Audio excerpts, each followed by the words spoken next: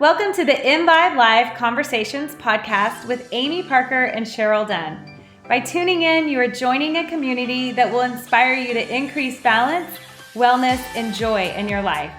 We will offer expert information and insightful conversations to help us all on our journey to live more in vibe.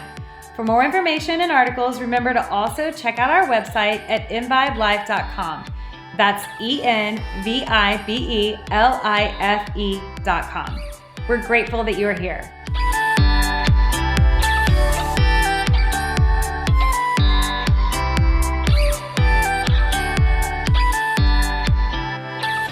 Hi, welcome to EnVibe Life Conversations with Amy, Parker, and Cheryl Dunn. Welcome. Welcome. It's February and it is Heart Health Month, and Valentine's is right around the corner. So Amy and I are all about the heart today. That's what we've been talking about. You know, last year for Valentine's Day, we did a special with our hubbies. Yes. We brought them both in and talked to them, and we want to do that again soon too, just so everyone can kind of touch base. An annual checkup on our... Yeah, exactly, and what's changed. And they've both learned and grown and evolved a lot in the last year too. You see us, we put ourselves out there. Our hearts are on our sleeves, so to speak. Theirs aren't, so you can see. But I don't know, something about talking about the heart, both physically and emotionally and on a little bit more of a spiritual level. Energetically. Is what's speaking to us right now. So we kind of wanted to get into that a little bit. It is really at the core of so many things we do or talk about. Either comes the heart or the emotion of love. So often, no matter whom we're talking to or what we're talking about, one of those two things comes up or in some combination. Why I think that is, and this is just my own personal opinion, is the heart is the most important organ in our body. And it's the most important energy center in our body. Not that the others aren't, and they all need to be in balance, but it's such a communicator of information, incoming information and outgoing information. I know people are probably questioning that statement right there. But let's talk about it. Yeah. Okay, so first of all, let's talk about what you mean by energy centers and messaging centers. So we have the different chakras in our body. But really, two very key ones that we know about are the heart and the brain. Correct. Or the head and the heart, chakra terms, in medical terms or organ terms, the heart and the brain. Most everyone knows that the brain puts out electromagnetic signals and frequencies. I'm not sure it's as widely known that the heart does as well, but that is getting more well known. We've talked a lot about the HeartMath Institute. And that is an organization, and you can go to HeartMath.com, and I think we have at least one article reprinted from their website on our website. You can find the link to that. They have been, I think, somewhere around 40 years now, researching the heart and the signals it sends out. And what science actually knows now is everyone knows that the brain sends messages to the heart. We now know that not only does the heart send messages to the brain continuously, the heart sends even more messages to the brain than the brain sends to the heart. Correct. And the energy of the heart emanates 5,000 times more than the energy of the brain. That's amazing. Right. So when information is coming into the body, I call it kind of the outside noise, whether that's energy information, stuff you're hearing, it's anything we're inputting into our body in that way, not necessarily digesting, but information coming into the body. That is received by the heart before it is received by the brain. Well, that makes sense with what I've read on the HeartMath Institute too, that the brain is constantly the heart is constantly sending signals messages up to the brain because it's the initial receiver. It's the initial receiver. So when it receives the information, not only is it receiving it, it's filtering it. So it is filtering out things that you don't want in and filtering in things that you do want. That is something that you very much have control over. It's kind of, when people say resonate with your heart or find your heart, it's finding this place of peace and love and understanding. It's not a fear-based emotion. So when you actively decide what you want your body to receive, you intentionally feel those things. And sometimes that's harder than others, right? So if you want your body to find peace, joy, love, then the heart needs to filter out the other stuff. Send the message of peace, joy, love to the brain, which does create a physical response of a hormones reaction in the body, right? There are 5 hormones that the heart regulates. And so as the dopamine hormone is released that makes us happy, that sort of hormone, when it is released to the brain sends the signal to the body, okay, we're happy. So we don't need to overwork our immune system, therefore increase more inflammation in our body, which then increases disease in the body. So the heart center, the brain, the way it all communicates, the output is your overall health. And I'm not saying that the healthier person is more heart-centered. I'm just saying that we have control over our physical bodies. And I do think that as we get older and we age, there's more coming in at us. And I think it's harder, or I'm finding it a little challenging to maybe filter. Some days you filter better than others. Okay, so here's, again, I'm going back to the HeartMath Institute where I've been all over their website, right? And so anything I'm saying, verify there, check it out there, go to the source. I'm just kind of reconveying what I have read. But so something that they spend a lot of time looking at is it's called heart rate variability. And, in the past, way in the past, when you think about the heartbeat, boom, boom, boom, boom, boom, boom, it's been thought of kind of in a very regular, systematic, almost metronomic way, like it's a robot. Like you set it to this rate and it's just at this rate, or you set it to that rate, it's just that rate. There's actually a lot of variability in that as we go through our day or respond to these different stimuli that you're talking about.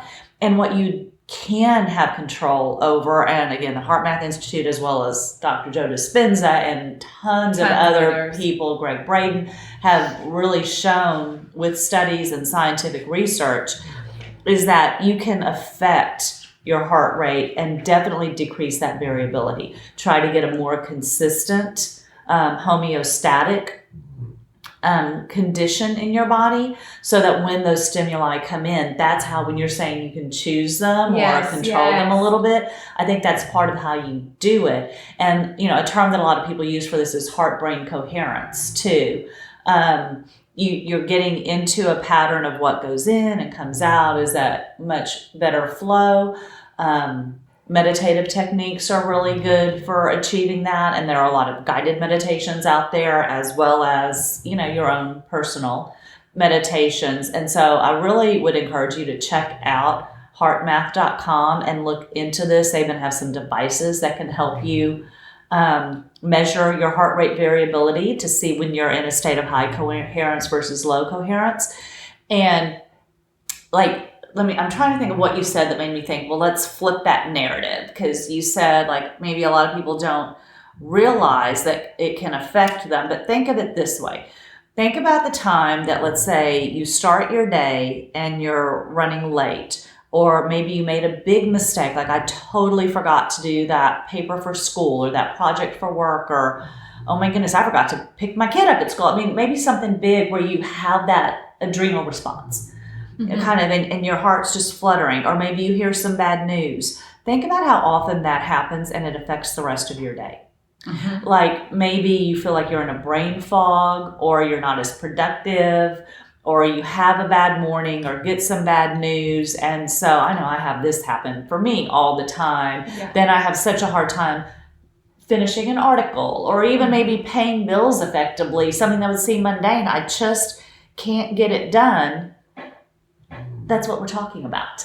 Where when you're in a flow of things just going really smoothly, and then other things will go more smoothly. I like how you were talking about the tools, right? The meditation, the tools to kind of get there, because it's not human nature or natural for us that when these stressors come in that we immediately go to this place of calm. That's not natural. Right. So in order to get better at that, to find that, that's where the practice comes in. It's kind of like the athlete. Yeah, they might be natural athletes, but they're not naturally going to be at the level of a professional athlete. It took a lot of work and practice to get there. This is the same. Conditioning their heart. It's the same thing. Body, yeah. Yeah, it is the exact same thing. It's practice. It's putting the effort in every day. And I don't want to say that as a bad term. It's just that it's interesting. Somebody had recently said, the thoughts are always coming in. They're always there. They're always coming in. So guess what? You can practice all day long your thoughts. You can practice this sort of like, when I start, this is a interesting trigger that I'll bring up here. It's kind of like when I think of, I got to figure something out business-wise. We got to figure something out, how to make this happen. Well, the first thing that comes to my head is, you're not really good enough to figure that out. Mm-hmm. You're only this or that, and you really only are really good at this, so you probably shouldn't even worry about doing that. And it really doesn't even make you feel good to do that. So why do that? And then there's the other side of my brain that's going, listen to this old pattern, right? Listen to this trigger.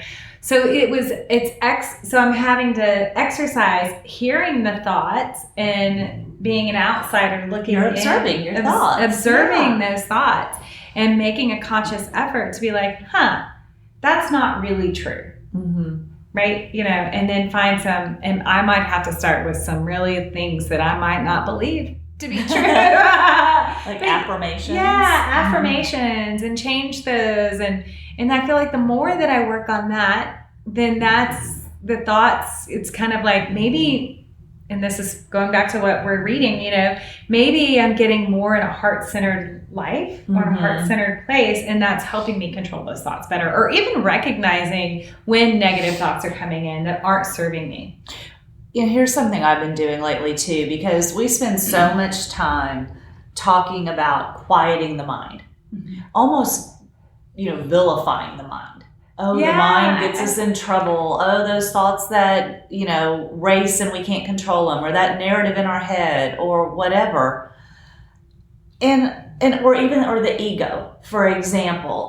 That's the ego talking, or the ego telling you you're not good enough would be that voice in your head talking about.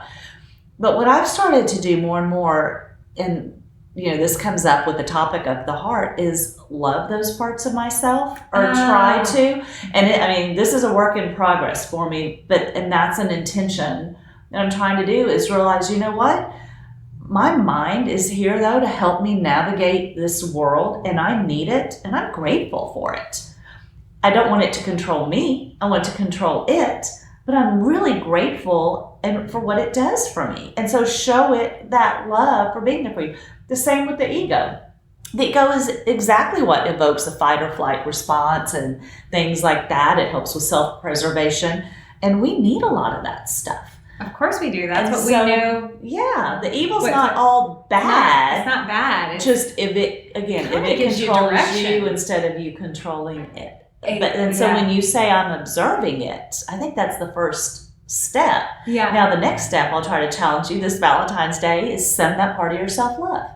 Yeah. Not there yet. I'm going to after this podcast. You know what I'm saying? Yeah. Because even, all right, let's just peel that apart. Even if it's, and I know this isn't the case for you because you are good at math and keeping books, but even if it's, I have to get my taxes ready and I'm not good at that part of myself, right? Mm-hmm. Even if it's, let me love the fact that my ego or mind or whatever is highlighting to me maybe the area where I should go hire an expert. Yeah. There's something in there. Find the good message in it if it's possible. Mm-hmm. I love that. And that's the filter out the good from the bad parts of it. Another thing I want to talk about here is that we're talking about the heart and finding the good and finding this kind of stuff. One thing that our conversation that Amy and I have had often is that sometimes there can be too much of a heart. Like the heart has to be in balance. Yeah. And when the heart gets out of balance and there's too much heart energy, I know that sounds weird to think too much heart energy, too much giving, too much being compassionate, too much empathy and that kind of stuff. Yes, that is a very real thing. And that will show up sometimes in a lack of self-care, right? Often. It's like always putting that other person before you. And, that doesn't work. And we glorify that in our society. Yes, we do. Oh, she's so selfless. She always takes care of others before herself. Well, even that, try to balance. Balance. Yeah. Balance. I think there's actually, again, going back to HeartMath, an article they have on this, on overcaring or overcompassion or something. We reprinted it on our website over a year ago. So check that out too. If you go into our website and search HeartMath, you'll find that article, or theirs. You can probably find it as well. And we'll link it in the show notes, that article. Because or over-rescuing. Always having to be the rescuer. This has been overgiving. This has been a big lesson for me in recent years, because you think that being selfless is such an important quality, and you can wake up one day and realize you lost yourself, though, because you weren't nurturing yourself along the way, and then as a result, you're not really helping anyone else. And again, are you doing those things for the ego of it, or for I don't know, there's just a lot that goes into it. And the fact that even with giving in any way, giving and receiving is a dual energy. But I want to talk about giving too. We can put a pin in that, because I want you to talk about, so what does it look like? Like, we talked a little bit about what it can look like if you're giving too much, if your heart chakra or your heart is overly active. What if it's underactive? What can that look like? Well, if it's underactive, then you'll find a lack of empathy, lots of judgment to yourself and to others, fear of intimacy, and narcissism. Yeah. So we've all experienced that somewhere in our lives. And well, first of all, the judgment, when we talk about judgment a lot, I feel like most of us are internally judging ourselves. That's the only reason you would judge somebody else, is because you were first judging yourself. And so the minute you catch yourself judging somebody, be like, ooh, hold the phone, be respectful of where people are in their lives, in their space, and just pin up, I sometimes have to say to myself, oh, I thought you had gotten so good at this no judgment thing, and here it is pinning up again, or, it's showing up again. And, so back off of it. Or internally, why are you judging that? Because is it something that you feel like you actually do that you need to work on? Why am I judging somebody else for something else? I find that something that shows up, or that I try and work on a lot. And then, what do you think about being hurt a lot? And this just popped into my head. This is fascinating that you asked this, because I had a dream last night that was so real and so vivid that it kind of woke me up in this state of where I had to tell myself that didn't happen. Oh, that's not real. And it was really just this is the funniest thing. The dream, I'm not going to give any names because it was all a bunch of people in my life, but it was I was invited to two parties. This is in my dream. One, a party in the morning, and then there was a party in the evening. But the middle of the day was kind of not part of the party. And this is all happening in dream, not in real life, right? So there were two of us that were like, okay, we'll sit here middle of the day because the morning party was over. They said they were going to come out and hang out with us. So we'll wait for the host of the party to come do that. And they weren't coming, and they weren't coming, and we're coming. So me and the girl walked in, and we're like, the party's in here, and they didn't really tell us. They didn't want us to come. We weren't invited. They didn't include us. And we've done so much, and we weren't included. And so we left and decided that we possibly weren't going to come back for the evening party because our feelings were hurt so bad. Yeah. And then I was in an Uber, and the Uber kept running in circles, and I couldn't find my luggage. All that's happening in the dream too. Yeah. So, but it woke me up so much so going, oh, this friend really didn't do that to me. Isn't that the weirdest? I don't know where I'm just totally Stephen will call that a squirrel. Cheryl squirreled. No, but it is kind of what I was talking about, and it just popped into my head to throw that out there. So we must have needed to say that. Because I find myself, like you say, when you find yourself judging, you say, why am I doing this? I think I don't judge as much as maybe I get hurt. My feelings get hurt when maybe they shouldn't, or there's just something in there I need to see. And maybe that something is I need to give myself more of the love I'm hoping to get from someone else. Yeah. It's so interesting. And that's where I'm with it now. Like release our expectations of others so much. I feel like sometimes we put people, I wouldn't say on pedestals, but we put them on a pedestal of what we expect them to do. I know we do that as parents and that kind of stuff, and even as spouses. Like, I expect this. So if we release some of those expectations and just take in what happens and how the day goes out, then it gets better. Hi, it's Amy. If you're enjoying the content you're hearing on this podcast, then Cheryl and I hope that you'll go check out our website at EnVibeLife.com. On the website, you will find tons of articles, our archive podcast, links to our social media, YouTube, Facebook, and Instagram, all where you can find more information on curating the life you most want in order to live in Vibe. We hope you'll check it out. Stephen and I often, as employers, look at our employees and try and decide where are their strengths, focus that's the task they do, so that we don't expect something of them that they're not going to achieve, right? So that we put people in the right place so they can really explode. But that's because sometimes we have in our head, oh, when this person comes in, I want them to do A, B, and C. Well, guess what? When they get there, they're not good at C. So we really need to have them do an A and B and really explode at A and B. Well, person over there was good at C. So it's like finding that, but I had to release my expectations that I wanted them to do C. Yeah. And that's a journey to kind of release that and let people really blossom with who they are versus who I want them to be. Or love the parts of them. Getting back to the love the parts of them that are filling you in some way. Or instead of focusing on, well, she didn't include me in this. Oh, but look at these 3 wonderful times we had together, and focus on that. The beauty of the relationship, or the times when he or she does show you.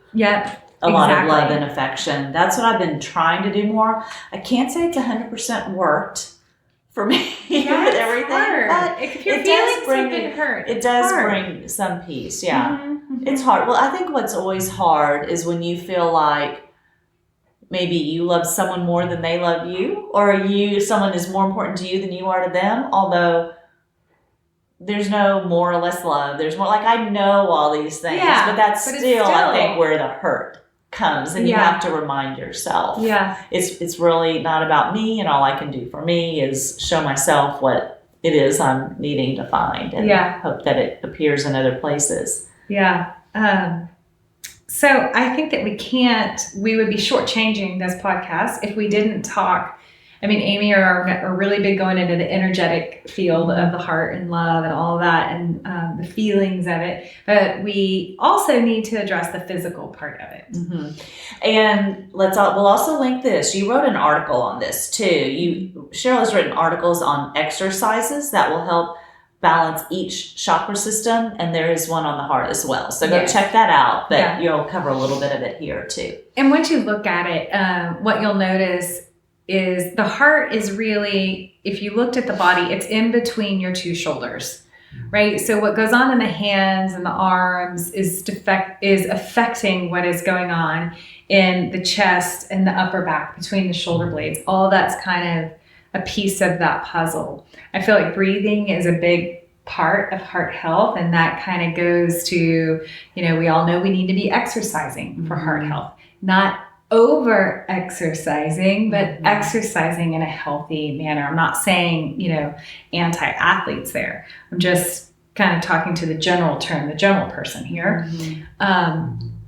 I even listened to a podcast from David Sinclair recently, who many of you may know David Sinclair. He's a longevity expert. His book, I think it's Lifespan. Yes, his book. Lifespan. Yeah. Check it out. Brilliant. And I mean, really the nation's leading researcher on longevity and vitality. And even though he believes even in a few minutes of high intensity training and interval training stuff, he says about 3 days a week, about every other day. Yes, exactly. So with that being said, is the heart needs a balance, right? And so if you're overactive, and I'm just thinking, if you think of like the physical, the front of the chest and the back of the back, if most of us are over, some it's weak, some it's strength, it just depends on the person, active in the front of their body, and that creates a doming in the shoulders, the shoulders rounding forward, which actually is kind of cutting off the heart a little bit, right? And it's not allowing the energy of the heart to be sent out. It could be a protection from being hurt, right? And you want to protect yourself, so the shoulders will round forward. Our lifestyles also contribute to that. And just the fact that we walk on 2 feet, we're walking forward. So the energy is always moving forward in the body. You have to counterbalance that and focus some energy into your back body as well, so that you open your shoulders and open your chest and be open to giving and receiving love in that aspect. So making sure that we're doing our chest stretches. We're doing our cardio, right? To get the heart exercising. And the lungs. Yeah. And that we're doing sort of like maybe a yoga move, like a cobra, finding some extension in the spine versus always being in so much flexion. We tend to be in a lot of flexion, which is the hunched forward position, instead of arching and opening up our chest. We need to find a little bit more of that in our daily life, because it's not natural to find extension in the upper back with any activities that we do. Unless we're maybe a tango dancer, but maybe a tango dancer is trying to find extension all day long, a ballerina, they're finding it too. But like, say the normal person who's driving around, sitting at the computer, taking care of their house. Wearing a heavy purse on your shoulder, all this stuff. Yeah. The backpacks that our children are wearing because they don't have lockers anymore is crazy, that sort of thing. So we need to work in opposition so that we open that up. And talking about the hands and the arms being connected to this energy center on the body, you need to do hand stretches, arm stretches, hand strengthening. Yeah, I never do that. What should I do? All that kind of stuff. I don't know if this is in the particular article that I had, but like, even if you just sat and interlace your fingers like you're going to pray, and then take your pointer fingers up and then press into those pointer fingers. Ooh. Yeah, you can just kind of feel that. And then you switch and move to your middle fingers and stretch them. Try this while you're listening. Yeah, and then do your ring finger, right? And then your pinky finger. It just, those sort of stretches, and stretching your wrist, maybe spreading the webs in your hands, just spreading them, and you can kind of rub the webs together. That'll open it up. And anything you can do that, then take that hand and reach it out to where you can feel the chest sort of open. And you could bring the hands together and you're opening your upper back. You take your hands open, you're opening your chest. But just the connection of learning to feel how the hands are connected to the elbows, to the shoulders, to the heart, to the chest, to the upper back. And if you have pain or discomfort in this area, like maybe your upper back is bothering you, or your shoulder, your chest or pec muscle or something, or your arm, tendonitis, that kind of stuff, look at the rest of that sort of chakra or energy center from a 3D perspective. And what I'm meaning by 3D is, yes, we're going to look at the muscle skeletal, balance it, stretch it, strengthen it where it needs to. What if you looked at the heart chakra? Okay, so what in my life am I, do I have too much over energy in this heart, or do I have too little? Have I been hurt? Am I hurting someone? Am I not finding love in my relationships? Am I not slowing down and finding more gratitude in my day, which is a direct tool to opening your heart chakra and living in that place is abundance. And that puts you in the heart-brain coherence too. That's the key tool. And so just to say this, in speaking to the chakras and why the heart chakra gets so much attention and more all the time, is it's the gateway between the lower chakra. Like we talk about the lower chakras, which are really survival and kind of grounding you here on the earth. Like it's a little more ego centered, where a little bit more ego. Yeah, it's the survival, making sure you have shelter and food and your sense of identity and determination and things like that. And then the higher chakras, which are getting you more connected to the spiritual plane and the higher self, and even your brain in a way. Yeah. The heart is the chakra between the two energy the two domains, like I guess. It kind of would cut the body in half. The lower realm and the upper realm, and it can transmute and pull that energy too, which is another reason why the heart is so important, whether you're talking about physically or energetically. Yes, exactly. And correct me if I'm wrong, I think it's one of the only organs we can't live without. Like, without the heart, that's it. And I think everyone is very aware of mine and Amy's beliefs that, the soul and the heart move on after the physical body leaves this place. But,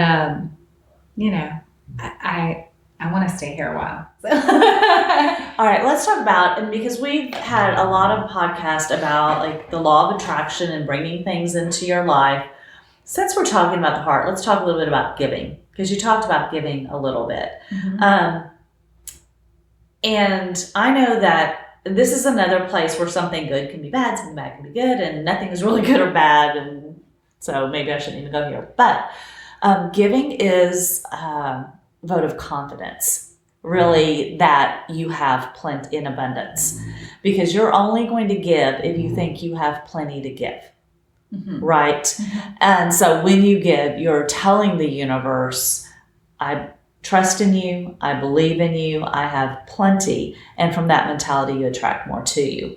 And I believe that so fully in my life, and that it's been a part of my experience, whether it's giving in service or actual monetary giving or other giving. But even that needs to be balanced. Yes. And so, like both things, but just kind of do a little check-in with yourself from time to time on giving and receiving. Yeah. Because just like you said, too much giving, whether it's of yourself, of your man, or whatever, sometimes can be too much and out of balance, but too little. If you're having trouble calling things in and you're scared to give or help others, think about that too. And if monetarily giving isn't something you can do, pray for someone. You can find some way to give to those around you. Right. I feel like sometimes you can have a feeling of lack, and that feeling of lack will decrease your wanting to give, right? And so maybe check in with that, which is natural. Oh, it's totally natural. I'm not judging that. No, this is where faith comes in. I just want to. I think this is really probably a whole podcast one day. Yes. It's a very interesting topic, and it is counterintuitive. I feel like sometimes the overgiving comes from a place of not wanting to feel yourself. Like, I don't want to feel any hurt. I don't want to feel any pain. And giving to this or that, or these people or that. If I give and I give and I give, I don't ever have to sit down and feel any bad, because that makes me feel good. And I'm only going to do that.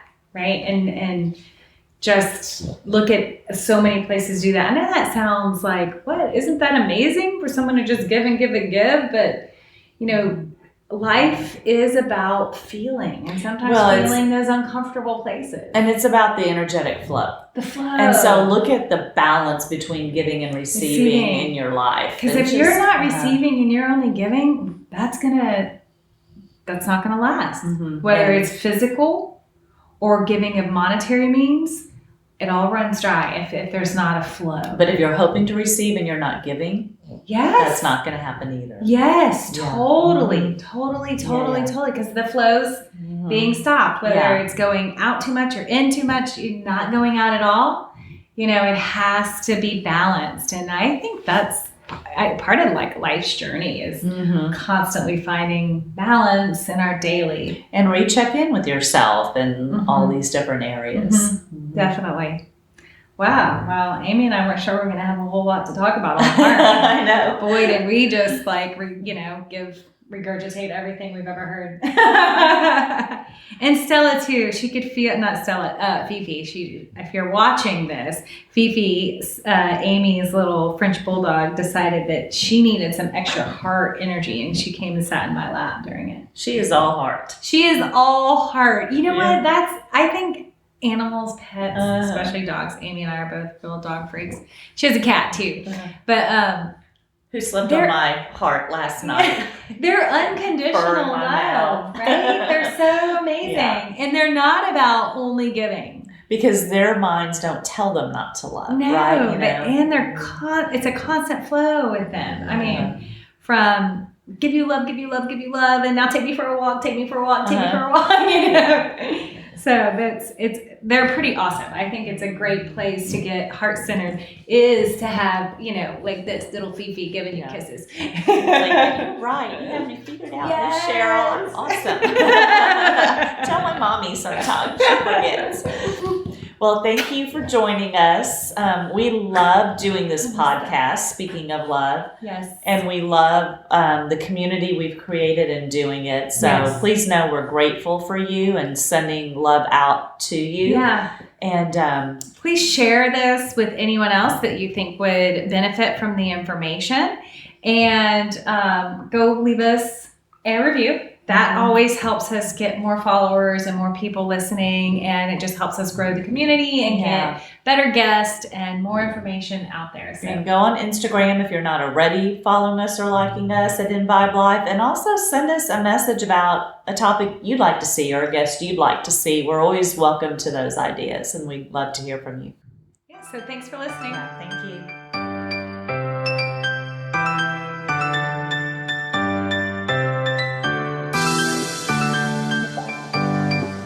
Thank you for joining our conversation today. For more information or to learn more about EnVibe Life, we hope you'll visit us at www.envibelife.com. You can find links and show notes for this episode on our podcast page. Please like, follow, and leave a review for our podcast. We hope that you will listen again soon.